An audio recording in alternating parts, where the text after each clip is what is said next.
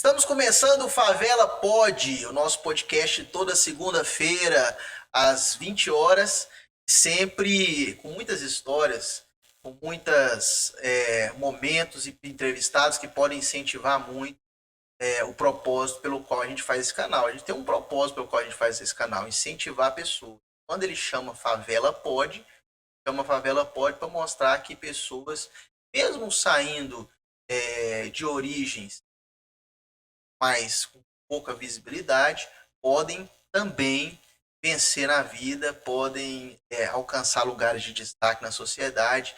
E a gente está aqui toda segunda-feira para falar isso. E para isso a gente sempre traz alguém que tem uma história impactante, que também saiu de uma origem, conseguiu se destacar na sociedade. Hoje está aqui do meu lado direito para apresentar o programa comigo a Fabiola Rodrigues. Como está, Fabiola? Tudo bem? Olá, Breno, tudo bem? Breno, hoje o nosso convidado é espetacular, tem uma história incrível e eu vim uniformizada, porque ele é pentacampeão e para mim é uma honra também entrevistar, estar aqui com ele, conversar, bater esse papo, porque me lembra a minha adolescência, me lembra, né, o pentacampeonato e a seleção brasileira, que eu amo demais, né? Sou brasileira mesmo. Então é uma honra estar aqui com eles, que agora a gente vai anunciar, né? É Quem isso são os aí. convidados. Então hoje a gente está recebendo o capitão Lúcio, pentacampeão mundial, zagueiro de 3 Copas do Mundo, ídolo do Bayern de Munique, da Inter de Milão, campeão da Champions League, ídolo do Internacional, passagens pelo São Paulo, pelo Palmeiras. Bom, se eu for falar o currículo dele aqui é bem É extenso. grande. Um dos jogadores, está entre os 10 jogadores que mais jogaram com a camisa da seleção brasileira. Seja muito bem-vindo, Lúcio. Prazer imenso recebê-lo aqui conosco. Prazer é meu, acho que sem dúvida tudo isso aí que você falou, esse currículo é extenso, sem dúvida foi uma caminhada árdua, mas abençoada também, com muita dedicação. Claro, é um prazer poder estar conhecendo vocês aqui, poder estar participando, claro, e poder contar um pouco dessa trajetória e que possa incentivar e motivar, né, os nossos jovens que sonham um dia ser jogador de futebol. Eu tenho o vice-presidente nosso aqui, é boleiro, sabe? É o Anderson, que está aqui do lado direito. A hora que eu falei com o Lúcio ia vir, ele falou: você não pode me deixar de fora dessa. Então eu trouxe ele para cá. Seja muito bem-vindo, Anderson. O Anderson Carlos. Obrigado, Breno. Obrigado, Fabiola. É uma honra. Obrigado pelo convite, né? Estava lá no Capitão aqui. Isso deu tanta alegria, né? Tanto para brasileiros como um todo e para várias torcidas, né? É uma honra estar participando e vai ser maravilhoso estar aqui. Lúcio é natural do Distrito Federal. Isso, de Brasília. Eu nasci na cidade de Planaltina, fica uns 40, 50 quilômetros de Brasília. Foi lá que começou a história, essa paixão, esse amor, né, pelo futebol. Não tinha ideia o que poderia me proporcionar, porque era muito jovem, mas foi lá que eu comecei a dar os primeiros chutes. Quantos anos começou? Eu comecei por volta de 9, 10 anos, né, a me apaixonar por futebol, Mas jogando na várzea, ali na no várzea mesmo, terrão. no amador. Né? Ainda nada de clube de futebol. Não, ainda não. Meu pai era goleiro também, então meus 2 irmãos também sempre gostou de futebol. Então a gente foi encaminhando, mas não tinha assim, a pretensão e também não tinha ideia do que seria ser um jogador de futebol e se eu ainda queria esse caminho mesmo, né? Então muito jovem. Então eu ficava sempre ali, escola e futebol na rua. Foi até que idade na várzea? Qual foi a sua primeiro contato que você teve com o clube de base? Foi lá mesmo ainda, em Foi lá Planaltina? mesmo. Né? Eu Qual a comecei a idade? jogar no amador. Então a gente fazia aqueles times de quadra, né? Então o time da minha quadra fez, começamos a jogar no amador ali com 13, 14 anos.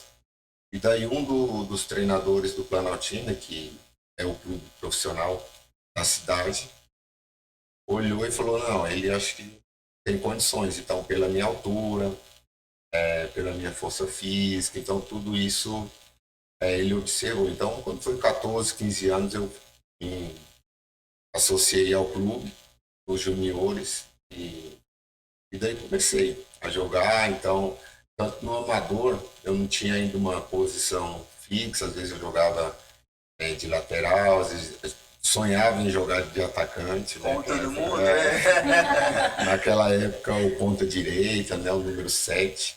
Então, isso sempre foi algo assim que me encantou muito. Mas, felizmente, né? Minha altura ajudou muito, então ele achou melhor jogar na defesa. Daqui a pouco nós vamos entrar nessa questão do futebol propriamente dito, do seu início aí com 15 anos na base. Mas voltando aqui à sua infância, Planaltina é uma cidade satélite do Distrito Federal. E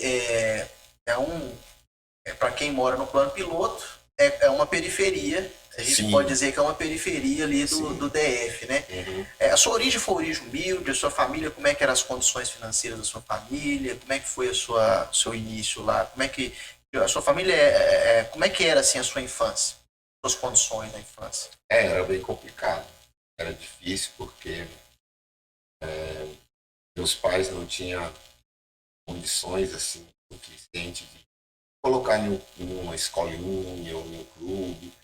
Então, assim, foi uma infância muito difícil, né? Então, até mesmo antes de entrar nesse clube, para ter uma condição melhor para a família, para eu ajudar a minha mãe, meus irmãos. Então, eu trabalhei na feira vendendo din-din, né? Sacolé, eu não sei como foi a Laranjinha. Então, eu mesmo com minha mãe ajudava, meus irmãos, a gente fazia em casa, ia para a feira vender. Então, vendi picolé, entregava jornal. Então, tudo isso para ajudar, né, no final do mês, a família. Então, a gente não tinha uma condição assim privilegiada, né? Mas assim, tinha, graças a Deus, muita saúde, né? Então a gente corria atrás. E eu acabei conciliando uma coisa com a outra. Então eu acordava tipo 4:30 da manhã para entregar jornal, né, de bicicleta. Então já dava um giro de bicicleta na cidade. Chegava em casa, tomava café e depois saía para o treino, umas 9, 10 anos. Então, foi uma infância assim, graças a Deus.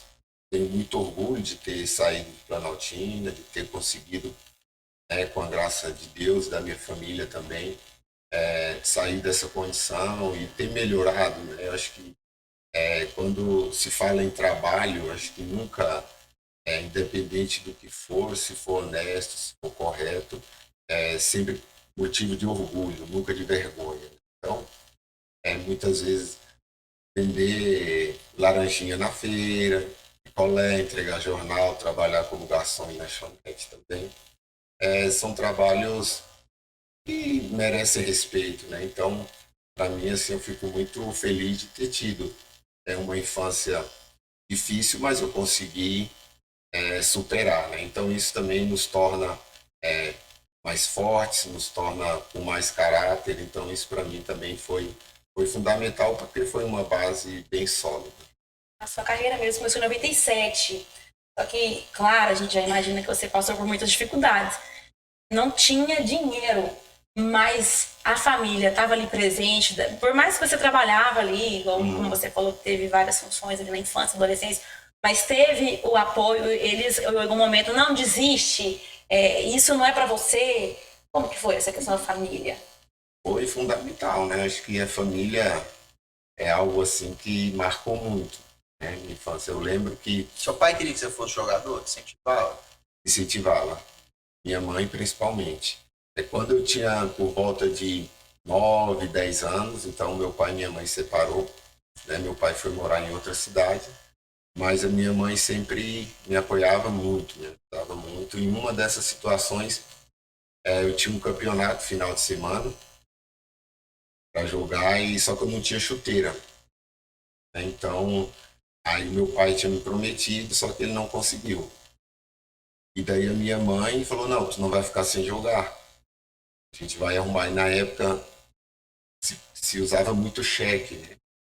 Então a conta já estava no vermelho, mas ela foi muito corajosa, foi na loja, comprou lá em 5, 6 vezes no cheque, deu cheque predatado e tudo. Chegou com a chuteira. Cara, para mim foi uma cena assim que até hoje eu não esqueço. 15 anos? 15 anos de idade. Então foi uma coisa assim fundamental, que talvez se não tivesse o apoio dela, né, o apoio dos meus irmãos, talvez eu desistisse, né, por conta da frustração, tristeza, e a gente entende isso, porque o jovem, quando ele quer uma coisa, muitas vezes ele não tem a noção, né, de saber, para mim comprar um chuteira, um tênis, alguma coisa, precisa de dinheiro e a família não tem, como é que vai fazer? Então os jovens muitas vezes não entendem isso, né? Então para mim esse momento foi difícil, mas foi um momento assim de superação, onde a minha mãe mostrou, que estava me apoiando e que apoiava o meu sonho. Por isso, sou muito grato.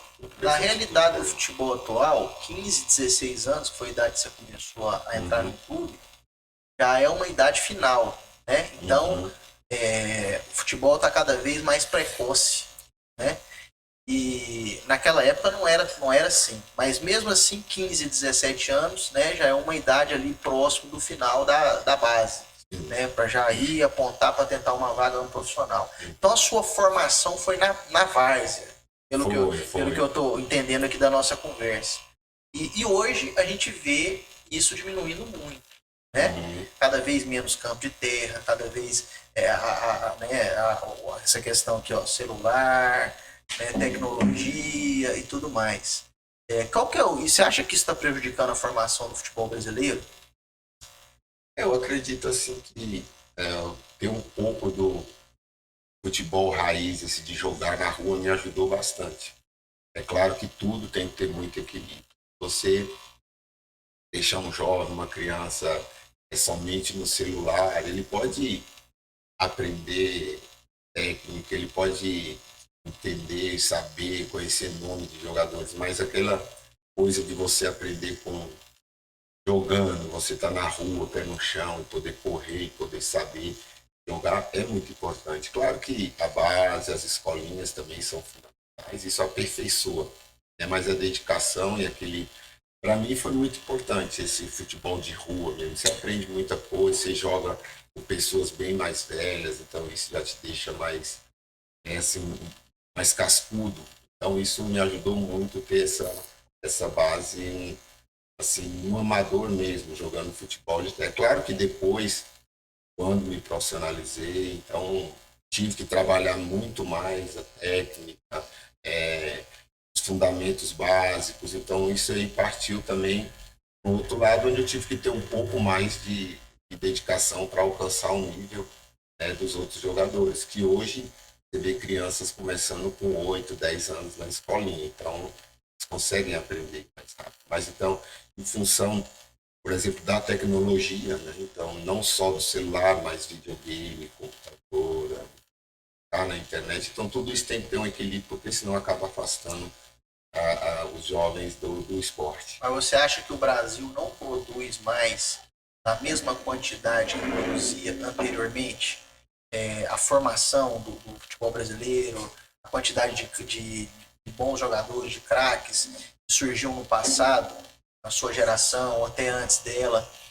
Hoje, como é que você vê a formação do futebol brasileiro? Você acha que diminuiu? Eu acho que o jogador de futebol, em alguns momentos, ele tem que ter uma inteligência que parte dele mesmo. Então isso a gente vê que diminuiu, né? Aquela habilidade, capacidade de improviso. Isso é algo assim que não tem como você mudança de direção, ensinar ele ali todos os dias, né? Claro que quando você vê mais resultados, né, então você acaba notando que produz mais jogadores, né? Então agora a gente vê que não tem apesar do mercado inflacionou muito, mas antigamente a gente via com mais facilidade, né? O jogador sempre, cada janela saindo do Brasil. Você tinha aí 2, 3 seleções, né? Se a gente brincava que tinha um time principal, então se não aquele time não pudesse jogar, tinha um time reserva e ainda conseguiria fazer terceiro time com muita qualidade, pela quantidade de jogadores, né? Então isso diminui um pouco. Sim. O Anderson fala que ele, viu, Fabiola? Ele conta história de ídolos, que ele foi boleiro, que jogou não sei aonde. Eu nunca vi um jornal. Traz o jornal que eu vou acreditar. Ele Mas nunca contou uma apareceu história até que hoje. antes de começar. Ele já jogou não sei aonde, jogou não sei aonde, jogou não sei Foi aonde. igual o Lúcio. Eu tenho uma pergunta, Lúcio. A gente vê, assim, você é muito centrado, né? Uma pessoa, assim, que capitão em várias equipes, né? Inclusive na nossa seleção. Isso vem desde lá de trás, desde dessa infância, dessa adolescência, quando começou ali esse trabalho seu ali, pra falar, agora eu vou ser jogador. Com certeza, assim, para mim, o foco de treinar, de dedicação, de seriedade sempre foi muito forte.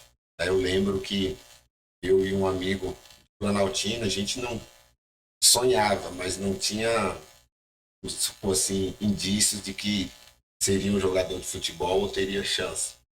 Então a gente improvisava, a gente saía para correr na rua e a gente fazia os nossos próprios pesos em casa com aquelas latas de tiro brava, colocava um ferrinho ali, fazia os pesos, fazia tudo que estava ao nosso alcance para se tornar um atleta de ponta.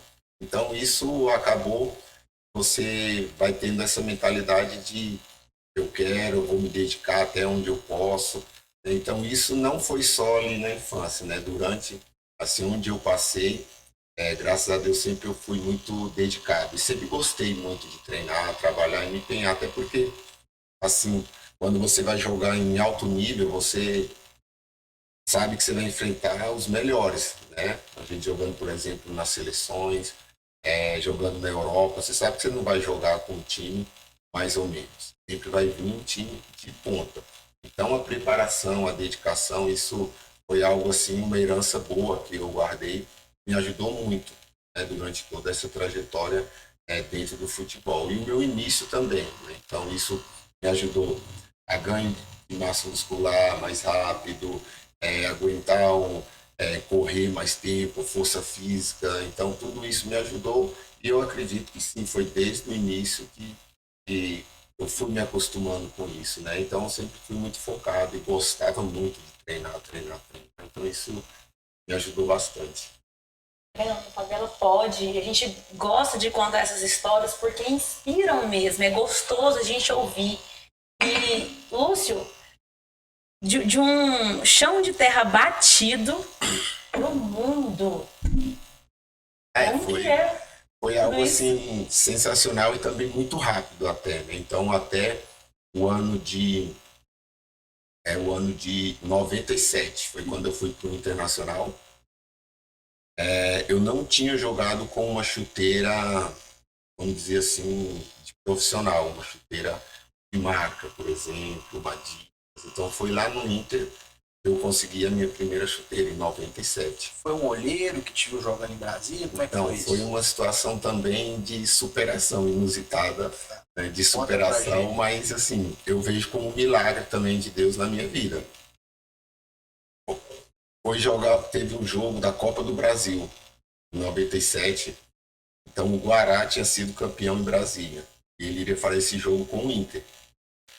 E nesse caso, o que eles entenderam? Eles começaram a pegar alguns jogadores de outros clubes para fazer esse jogo. E era um empréstimo de um mês só. E daí eu fui para esse jogo. E quando eu fui para o Guará, tinha um outro zagueiro lá. Então, é claro, ele não ficou feliz.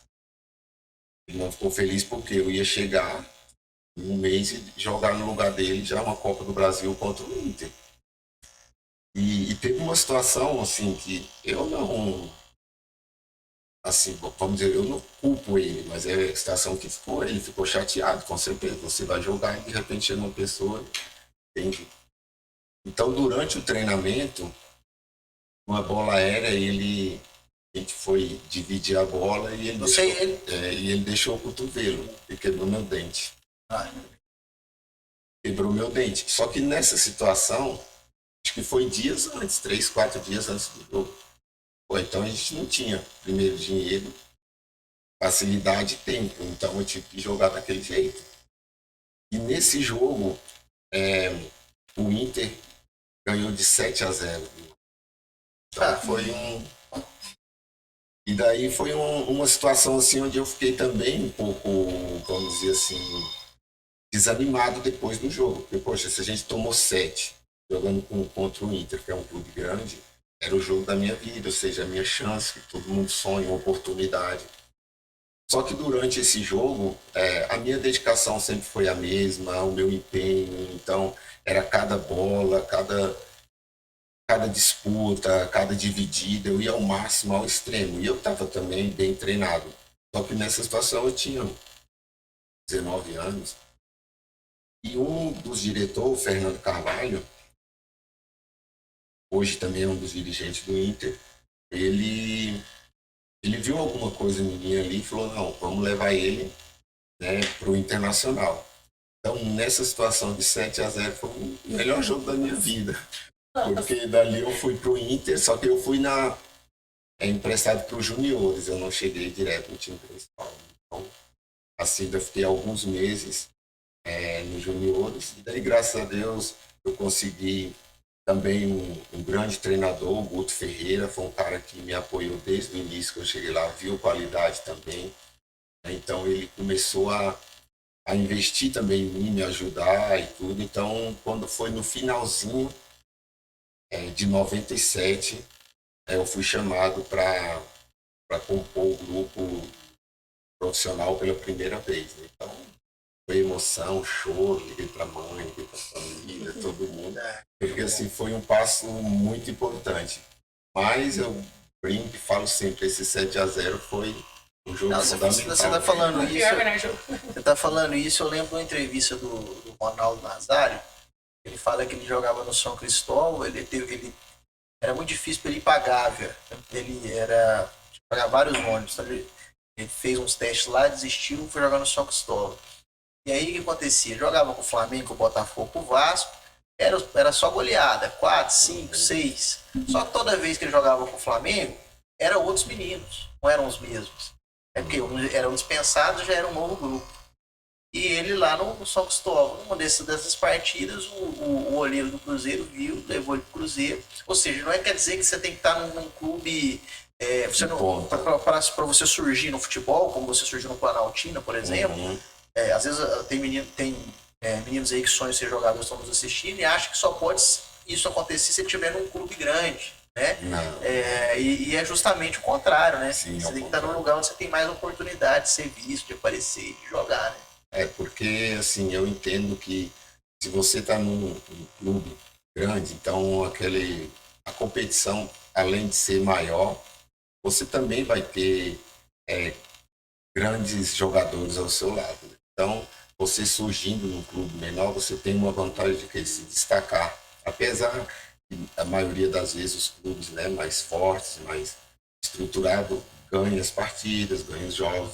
Mas sempre em um clube menor, você também tem uma situação de você encontrar joias, encontrar jogadores de muita qualidade. Né? Então, para mim, aconteceu isso. Né? Comigo foi nesse caso, aconteceu de eu estar num time como o Guará, jogar um jogo da Copa do Brasil, né? Apesar dessa derrota, mas ainda consegui mostrar meu futebol, consegui, né, duelar ali com alguns atacantes do Inter, e isso despertou o interesse dele. Então, acho que independente onde você esteja, você tem que mostrar o seu melhor, fazer o seu melhor, até mesmo em situações onde você acha que não dá mais, ou você acha que ninguém está vendo.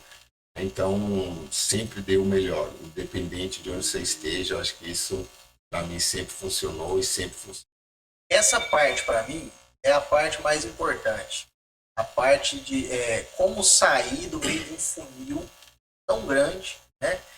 Que é uma imensidão de meninos querendo se tornarem jogadores e conseguir sair de um grupo pequeno, de uma origem humilde, da periferia, conseguir se tornar um jogador profissional.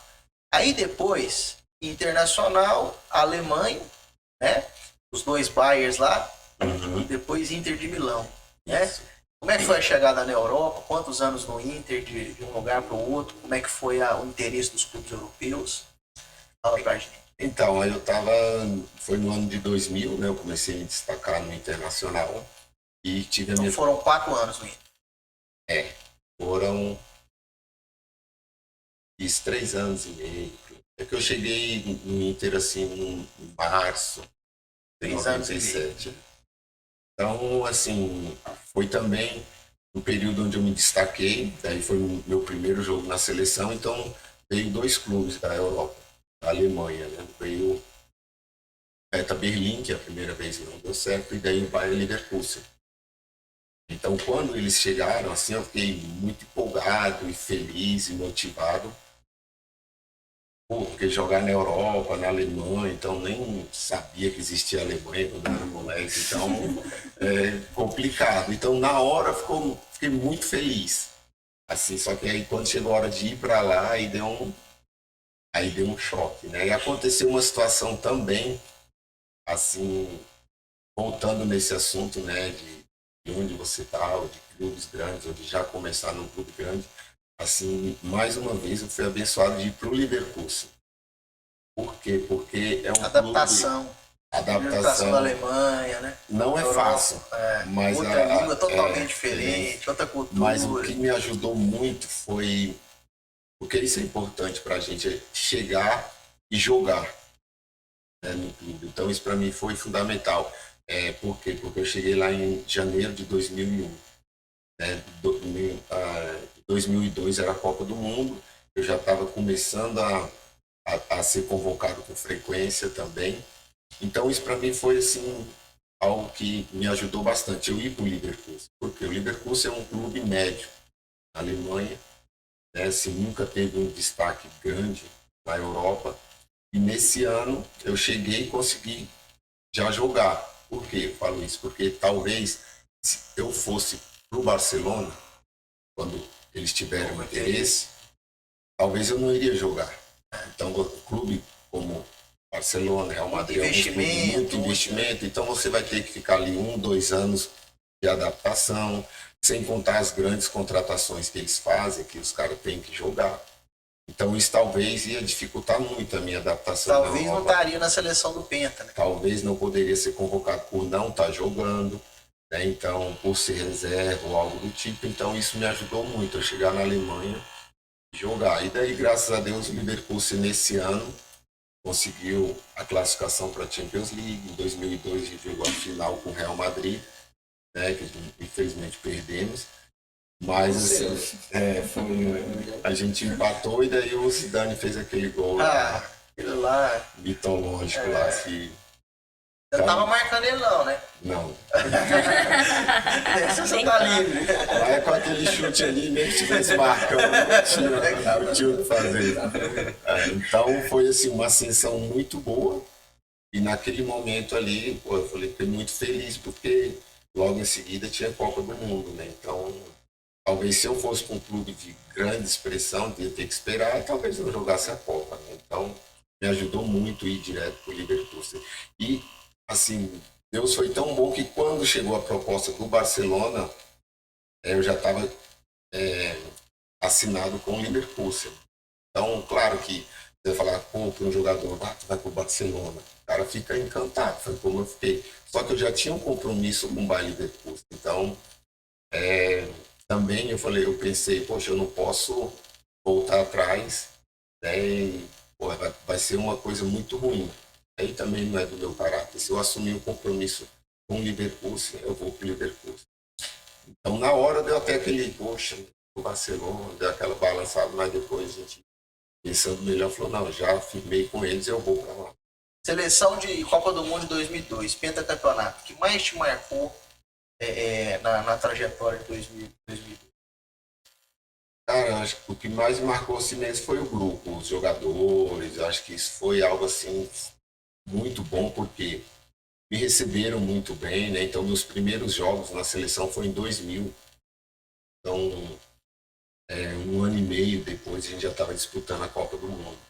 Então, assim, o respeito, o carinho, a amizade que aquele grupo criou, isso para mim foi algo assim, não esquece jamais, né? Então, a gente agora, há poucos meses atrás, completou 20 anos, né? Penta, então teve um evento lá no Rio, proporcionado pela CBF, onde a gente encontrou. Acho que faltou só 3, 4 jogadores. Então, cara, foi uma alegria, foi uma emoção assim muito grande você estar ali com o Rivaldo, com o Ronaldo, com o Cafu. Então foi um momento assim muito especial. Eu acho que o grande, para mim, o grande trunfo assim, daquela seleção era o grupo, a amizade, o respeito, o incentivo do companheiro. Então tudo isso foi fazendo com que a seleção ficasse forte. Claro que tinha muita qualidade, você colocar aí Gaúcho, Rivaldo, Roberto Carlos, então você vê que a qualidade é muito grande. Mas se você não tem essa qualidade junto com respeito, amizade, companheirismo, você não tem um time. Vai ter 11 jogadores, né? Então é diferente. Você torceu nessa Copa? Assistiu? Meu Deus do céu, demais. Foi uma experiência incrível mesmo. Eu torci demais lá. Mas só assiste futebol na Copa do Mundo? Geralmente sim. Mas o que que acontece? Não, lá na rua de casa, a gente, como era de madrugada no Japão, eu que organizava mesmo a torcida. A gente ia todo mundo pra casa pra torcer. Mas falando ainda da sua ida à Europa, eu tava pensando aqui, existe a dança das cadeiras, a dança das línguas. Pensa ele, não tinha experiência nenhuma. Porque assim, Lúcio, Copa do Mundo, tantos títulos aqui que a gente tem, como o Breno falou. Se a gente for ler aqui os títulos que você ganhou, a gente vai ficar aqui o tempo todo. Mas e aí, como é que é pra você? Você tem até uma frase, né? Acredite nos seus sonhos. Ela foi mais que real na sua vida? Sim, foi. Porque quando eu cheguei na Alemanha, em janeiro, então lá é frio, neve. Então, as primeiras semanas eu falei, cara, eu não sei se eu vou conseguir jogar aqui, porque não tinha esse esquema tático que tem hoje. Você consegue. Hoje daqui a gente pode assistir um jogo lá na Alemanha, até um jogo amador, né? O cara coloca uma câmera, você tem todo. Na época não tinha. Então eu falei, cara, como é que eu vou jogar aqui? Como é que eu vou fazer? Então a adaptação foi muito difícil. A língua, você não entende nada quando chega. Muito difícil. Então, assim, foi um momento de muita superação. Então eu falava com a minha esposa e com meus amigos, com família. Então eu falava, não, é isso que você quer, é isso que você sonha, vamos tentar, vamos atrás, vamos correr. Então, Lúcio, não é fácil. Às vezes eu ver você lá, ver, né, ganhando o mundo, pensa, nossa, o cara tá bombando, mas o coração deve ficar também apertadinho, né? Com a família, a distância, as adversidades tem que enfrentar um preço, né? sim, Foi é um pago, que é preço pago. muito alto, né? Não é barato, né? É um preço assim onde você abrir mão da sua adolescência, de você poder estar mais próximo da família, de poder sair com os amigos, de poder fazer coisas mais normais. Então tudo isso reduz muito. Então, por exemplo, em 2002, na Copa do Mundo, minha esposa estava na Alemanha. Então a gente saiu para a pré-temporada, para a Copa do Mundo, então como Coreia e Japão. Então nós estávamos na Malásia, né, no dia 23 de maio, fazendo a preparação, e logo em seguida ia ter, acho que 1 ou 2 semanas depois já ia começar a Copa do Mundo. E daí meu filho nasceu, ele na Alemanha, com a mãe e a avó, e eu no Japão. Então eu fui conhecer ele quase 2 meses depois, quando a gente voltou para o Brasil, fomos pentacampeão, então a gente veio direto para cá, e a minha esposa veio da Alemanha com ele.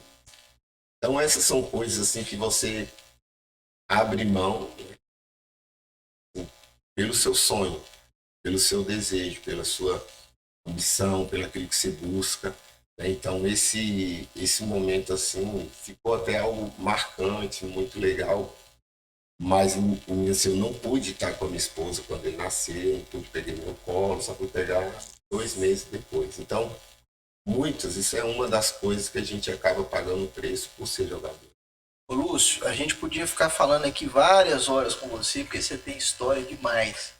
Mas a gente tá chegando no final do prazo que a gente tem no programa. Eu queria só com o Anderson. Anderson, quem que te... Eu sei que você... Eu brinquei com você, mas eu sei que você gosta de futebol, acompanha boleirão mesmo. O que é um momento que você lembra do Lúcio na seleção brasileira? Momento bom, momento bom. Por favor, né? Ao vivo. Acompanhei bastante, assim, o Lúcio, principalmente em 2010. 2012 eu acompanhei, mas assim, eu era muito criança, né? Acordava com minha mãe para assistir os jogos, né? Mas assim, 2010, 2010 é o 2006, capitão. já com a faixa, com a abraçadeira, aquilo lá, assim, o que eu mais gostava dele era a garra, né? Quando ele brigava ali com os atacantes ali. Isso que me chama a atenção, e até perguntar para ele, assim, pode estar finalizando, mas isso aí, os treinadores, né? Acabou com quase ninguém, né? Estamos em ensino escolar, Casamento Parreira, né? Então, assim, eles chegaram e você falaram assim, ó, tem que dar dura nesse cara. Tem que falar, tem que. Porque é interessante, é muito vibrante quando via lá, bora, vamos. Sim. Então, quando em um dos jogos da eliminatória aqui no Brasil, acho que foi contra, eu não lembro se foi Paraguai ou Uruguai, mas eram as eliminatórias. Então eu levei minha família para ver o jogo, foi no Nordeste. E eu sempre fui uma pessoa mais tímida, mais. Então, aí o Filipão encontrou minha mãe no saguão. Aí falou, aí eu, professor, isso aqui é minha mãe e tal. Aí ele comentou e tal, eu falei, ah, é sua mãe? Não, vem aqui, dona Maria, faz um favor para mim. Fala para esse menino falar, ele tem que falar. O zagueiro tem que comandar, tem que falar, meu Deus.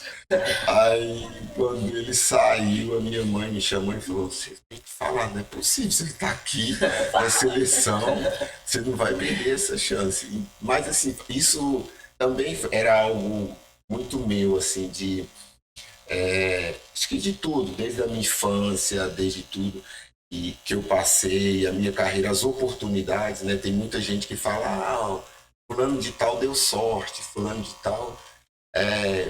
Eu acho que não, sorte não é a palavra, eu acho que é aproveitar as oportunidades, né? Muita gente tem as oportunidades, mas aí não quer pagar o preço de trabalhar, de se abdicar de muitas coisas. Então, aqueles que são dedicados, que lutam e que correm atrás, aí futuramente as pessoas falam, aí tudo sorte. Eu acho que não, sorte não. Ele aproveitou a oportunidade, né? Então, quando eu era criança, por ter uma infância também mais complicada, simples, humilde, sair também de uma cidade da periferia ali, bem humilde, eu sempre lutava a cada jogo, a cada treino, como um prato de comida para minha família, como meu sustento. Uma única coisa que eu tinha condições de fazer e sabia fazer muito bem era jogar futebol, né? Então eu falei, cara, cada jogo, a cada treino é matar um leão por dia em busca do meu prato de comida. Então quando naquele momento ali do jogo, naquela tensão, eu queria ganhar a qualquer custo. Então acabava, né, soltando as emoções ali, vamos, e tem que ganhar, e brigava com um, escutava o outro, conversava, mas É a sempre no resiliência intuito da favela. então Isso aí. sempre na luta para vencer. Então acho que isso, mesmo nas pequenas coisas, né, como por exemplo, talvez esse jogo de 7-0, se eu tivesse talvez jogado a toalha ali na metade do jogo, ou desistido, ou desanimado, talvez eu não teria a chance de ir para o Inter. Então, eu acho que é isso, é lutar a cada dia e em busca. Então, quando esses momentos me lembravam assim dentro do jogo, alguma situação, por exemplo, o jogo de 2009, a final ali da Copa das Confederações também. Então, cara, era assim, a cada jogo era o jogo da vida, porque às vezes, né, você não sabe como vai ser o amanhã. Então, eu aprendi isso desde criança. Então, com certeza, a minha infância me fez se tornar assim algo que ia lá, brigava, lutava até o final para conquistar o que eu desejava. Eu ia te fazer a última pergunta que eu faço no programa sempre, mas você já acabou de responder com a sua fala. A gente sempre termina o programa perguntando para o entrevistado, a favela pode? Você acabou de dizer que é possível, né? A Sim. favela pode. Então, essa pergunta também se estende para os meninos que vão jogar a Taça das Favelas agora, né? E que estão, às vezes, sem perspectiva, né?